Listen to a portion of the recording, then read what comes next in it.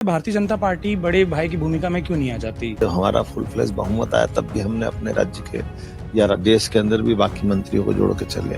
क्या ये संभव है हर घर में एक सरकारी नौकरी दी जाए? जनता कितना भरोसा करेगी 14 को सब मालूम पड़ जाएगा। चुनाव नेतृत्व किसी और के हुआ, मुख्यमंत्री आप बने। दो भाइयों की जोड़ी के समान है। एनडीए माननीय मोदी जी के नेतृत्व में दिल्ली, माननीय नीतीश कुमार जी के नेतृत्व में बिहार। बिहार में विधानसभा के चुनाव चल रहे हैं। पहले चरण का मतदान हो चुका है, दूसरे चरण के मतदान में चंद घंटे बाकी हैं।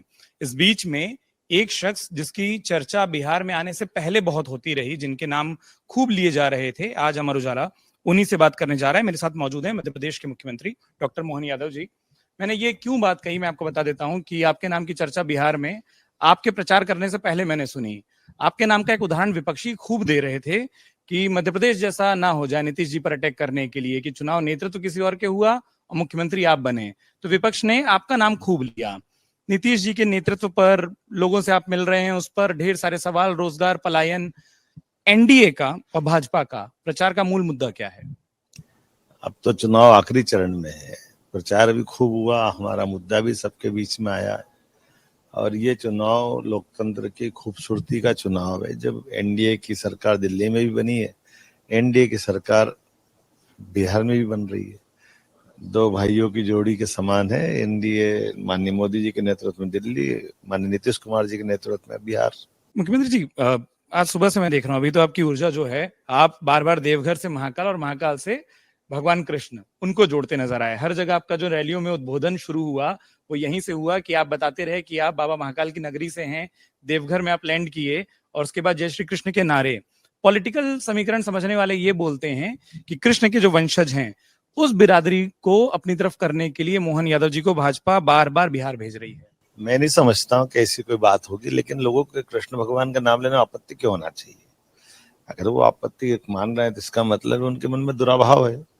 तो हम खुल करके बोलते हैं ना कि उसमें क्या परेशानी, राम और कृष्ण का देश है, भगवान राम और कृष्ण से सनातन संस्कृति की पहचान है, तो उस पर गर्व करना चाहिए, गौरव करना चाहिए। यशस्वी प्रधानमंत्री के नेतृत्व में सांस्कृतिक अनुष्ठान का पर्व चल रहा है पूरा देश। आज मैं अकेले अगर उज्जैन की बात करता हूँ तो 2022 में माननीय मोदी जी के बाद, महालोक के बाबा महाकाल के महालोक के बाद पूरा आर्थिक तंत्र बदला है हमारा प्रदेश का, और उज्जैन का खास करके आज उससे 10 गुना ज्यादा हमारे धार्मिक पर्यटक आ रहे हैं। उससे कई लोगों की, छोटे छोटे लोगों रोजी रोटी की व्यवस्था, आर्थिक दृष्टि से ये पर्यटन का धार्मिक सेक्टर बहुत महत्व का है। अयोध्या देखो पूरा बदला है, बनारस का अंतर हुआ है। तो जब सब हुआ तो अयोध्या वालों के साथ बनारस वाले ने अच्छा कर लिया, तो जमुना जी का कृष्ण कन्हैया उसने क्या बिगाड़ा, वहां भी आनंद आना चाहिए। तो इसलिए स्वाभाविक रूप से अगर ये मैं बात रखता हूँ। और बिहार तो वो जगह जहाँ माता सीता का जन्म स्थान है, सीतामढ़ी की धरती है, तो सीता जी के नाम पर भी धार्मिक पर्यटन का बड़ा केंद्र ये हो सकता है। ये भगवान बुद्ध का, महावीर स्वामी का, वाल्मीकि जी महाराज का, ऐसे कई कारण से बिहार में रिलीजियस टूरिज्म की बहुत संभावना। इस पर काम करने के लिए मोदी जी और नीतीश कुमार जी की जोड़ी जबरदस्त काम करेगी। मैं, आपने इतना अच्छा बोला, मैं मध्य प्रदेश पर भी बात करूंगा, लेकिन एक दो चूंकि समसामयिक है और आप उसी के लिए मेहनत कर रहे हैं। बिहार में विपक्षी महागठबंधन और उसमें भी तेजस्वी यादव, उन्होंने एक वादा किया कि हर घर में सरकारी नौकरी होगी। आप मुख्यमंत्री हैं एक बड़े राज्य के, और क्षेत्रफल की दृष्टि से बात करें तो इस देश के बड़े राज्यों की फेहरिस्त में जो राज्य आता है उसको चला रहे हैं, उसकी जिम्मा संभाल रहे हैं। क्या ये संभव है हर घर में एक सरकारी नौकरी दी जाए? और ऐसे वादों पर जब युवा खूब बात करते हैं, मैं 25 जिलों में बिहार के घूम चुका हूं, सुनाई तो देते हैं ये वादे, आकर्षित भी कई बार करते हैं। देखिए, एक बार हर एक पार्टी का अपना कोई घोषणा पत्र बनता है, संकल्प पत्र बनता है, वो अपनी कम करते हैं। अब आखिरी दौर के आखिरी दिन में चुनाव पे छोड़ दीजिए, जनता कितना भरोसा करेगी 14 को सब मालूम पड़ जाएगा।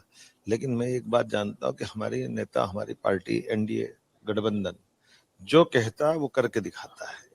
अगर कहा कि राम मंदिर के लिए अगर सुप्रीम कोर्ट फैसला देगी, तो दुनिया ने देखा कि एक ऐसा विषय, जो विषय आजादी के साथ ही लगातार कई कई कारण से कई सांप्रदायिक दंगों की भेंट चढ़ चुका था, लेकिन चींटी नहीं मरी और भगवान का धूमधाम से गर्भ में प्रवेश भी हो गया। ये माननीय मोदी जी की सरकार है। 3 तलाक का 40 साल पुराना सुप्रीम कोर्ट के निर्णय को जिस ढंग से बदला गया था और मुस्लिम बहनों की जिंदगी तबाह करने का मौका था, माननीय मोदी जी ने उसको दुरुस्त करने का काम किया। तो यहाँ मोदी जी की सरकार दिल्ली में और नीतीश कुमार की सरकार प्रदेश में, आप देखिए पहले चरण में कहीं एक कोई चींटी नहीं मरी, कोई गोली नहीं चली, कोई पुनर्मतदान नहीं हुआ। ये वही बिहार है ना जो पहले क्या क्या माना जाता था। 5-6 चरण के चुनाव के बावजूद भी लॉ एंड ऑर्डर की कितनी प्रॉब्लम होती थी। यही तो प्रमाण है सुशासन का, और क्या चाहिए। आपके भाषणों में छठी मैया का जिक्र था। क्या था वो प्रसंग? मुस्कुराहट आपकी बता रही है, क्योंकि जब आपने बोला था तो तालियां भी बजी थी और वो दर्शकों से रिस्पांस भी मिला था। देखिए, जो धर्म को नहीं जानते, सनातन संस्कृति को नहीं जानते, और दुर्भाग्य से कहना पड़ेगा कांग्रेस के लोग लगातार हिंदू धर्म का अपमान करते हैं। भगवान राम के जन्म स्थान पे उनके जन्म होने पर प्रमाण जिनने मांगे हाई कोर्ट सुप्रीम कोर्ट में, अपने बड़े बड़े नेताओं को लगाया। भगवान के सारे मसलों को वो जब नहीं जानते तो उनको नहीं बोलना चाहिए। छठी मैया को लेकर के जिस प्रकार से बिहार का अपमान राहुल गांधी ने किया, उनके साथ वालों को भी कीमत चुकाना पड़ी। एक चीज और, इसके बाद में फिर मैं मध्य प्रदेश पे कुछ बात करूं। एक सवाल उठता है, आप जब मध्य प्रदेश में थे, मैं उज्जैन से, जैसा मैंने कहा कि विधानसभा चुनाव के दौरान मेरा शो था, मैं बहुत कम विधानसभाओं में किसी समर्थकों को देखा जो गदा लेकर प्रचार करते थे। वहां वो गदा लेकर प्रचार होता था। उसके बाद मैं साल 2024 आता है और मैं आपके साथ मौजूद था अमेठी में, और तब आप अपने आप को बता रहे थे कि भाई मैं दामाद हूं। यही विपक्षी पकड़ लिए हैं, वो ये कहते हैं कि देखिए, एक जगह के बेटे एक जगह के दामाद हैं, बिहार में क्या काम। बिहार में शंकराचार्य मठ में हमारी देवी है, और ये मेरे को बताइए, मैं अखिल भारतीय पार्टी का, विश्व की सबसे बड़ी पार्टी का एक कार्यकर्ता भी हूँ, और बिहार कोई पाकिस्तान में है क्या? शर्म आना चाहिए अगर कोई ये कहता है कि बिहार में क्या काम है। अरे हम अपनी राष्ट्रवादी पार्टी के कार्यकर्ता हैं, एक राज्य के मुख्यमंत्री हैं, तो यहाँ तो सबका स्वागत होना चाहिए। दुनिया का सबसे बड़ा लोकतंत्र का सबसे बड़ी खूबसूरती ये है, सब दल के नेता अपनी अपनी बात करें और जनता पे फैसला छोड़ दें। इसके आने नहीं आने से इसका क्या अर्थ है? ये तो हमारे लिए सौभाग्य की बात है कि हम विचारों के युद्ध में मतदान के भरोसे से देश की और प्रदेश की तकदीर बना रहे हैं।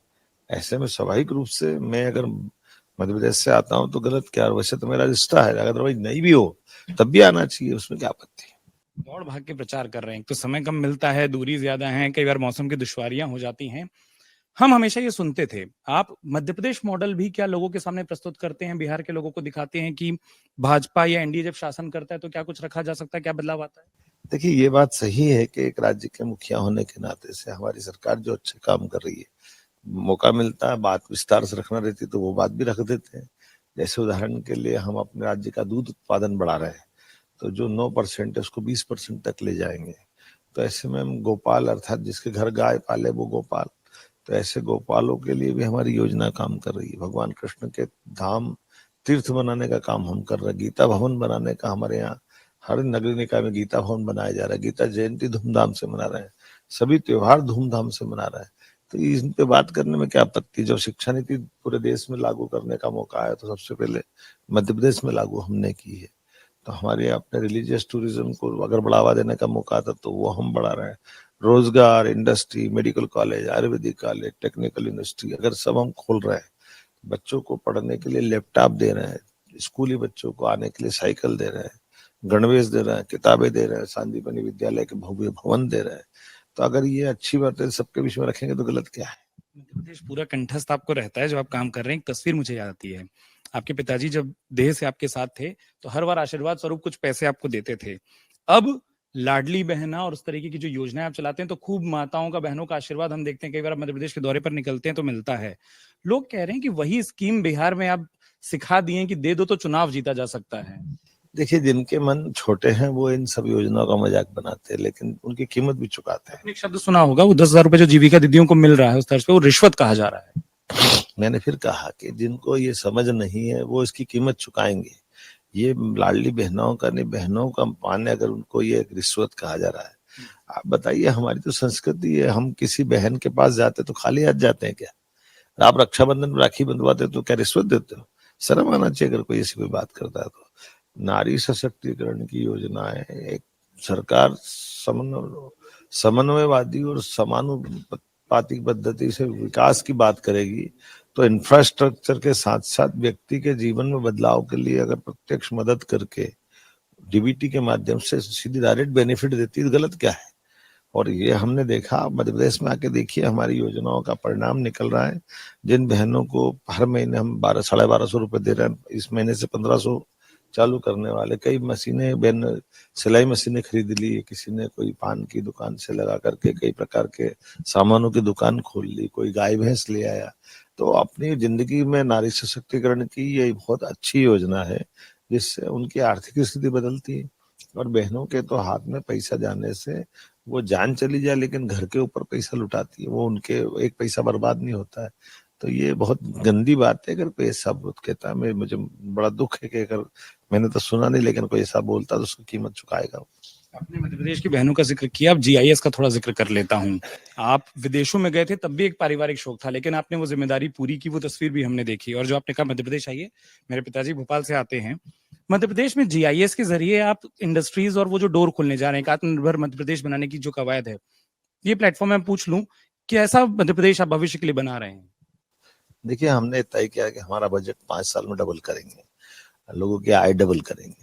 आज की स्थिति मैंने जब सरकार बनाई थी तब 1,42,000 रुपये प्रति व्यक्ति आय थी। आज की स्थिति में 1,55,000 हमने पहुंचा दिया। जब हमारा तब बजट 3,22 करोड़ रुपए 3,22,000 करोड़ का था। आज हमने बीते साल 4,21,000 करोड़ का बजट हमने निकाला है।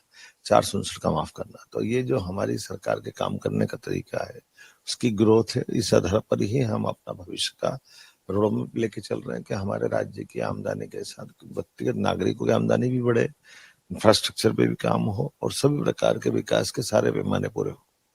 क्या ढेर सारे उद्योगों वाला राज्य मध्य प्रदेश होगा भविष्य में, जो आप जीआईएस के जरिए कोशिश कर रहे हैं? उपयोगी उद्योग, संख्या पे मत जाइए, उद्योग सभी सेक्टर में चाहिए।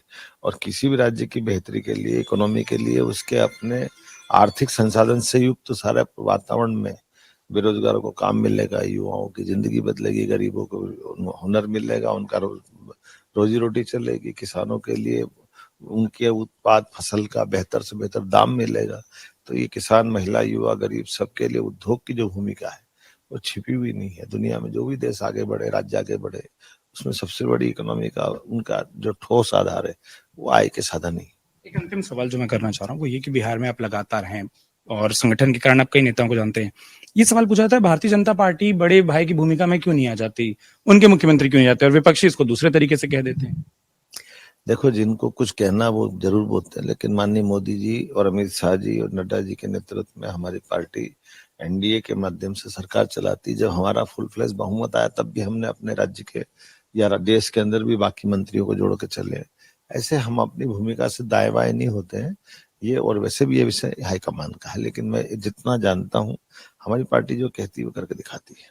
पार्टी जो कहती है वो करके दिखाती है। मध्य प्रदेश के मुख्यमंत्री मोहन यादव लगातार और खूब भागा दौड़ी के साथ बिहार में चुनाव प्रचार कर रहे हैं। अंतिम चरण में चुनाव प्रचार है और अंतिम कुछ घंटे पहले लगातार वो जिस तरीके से लोगों के बीच में एक मध्य प्रदेश मॉडल रख रहे हैं, बिहार की बातें कर रहे हैं। अब जनता तय करेगी। ये अपील हम जरूर चाहते हैं आप लोग आपके जरिए हो जाए कि वोट खूब करे बिहार, किसी भी पक्ष को चुने लेकिन वोट जरूर करें। मैं भी सहमत हूँ। लोकतंत्र की सबसे अच्छी बात ही यह है कि हम अपने मतदान का जरूर उपयोग करें। सारे काम एक तरफ, सबसे पहले मतदान करें, फिर जलपान करें। और इस अच्छी बात के साथ इस चर्चा को हम देते हैं यही विराम। बहुत बहुत धन्यवाद मोहन यादव जी, हमसे बात करने के लिए, अमर उजाला से वक्त निकाला। बहुत बहुत शुक्रिया। अगर आप ये वीडियो YouTube पर देख रहे हैं तो हमारे चैनल को सब्सक्राइब कर बेल आइकन दबाएं और Facebook पर देख रहे हैं तो हमारे पेज को लाइक करें।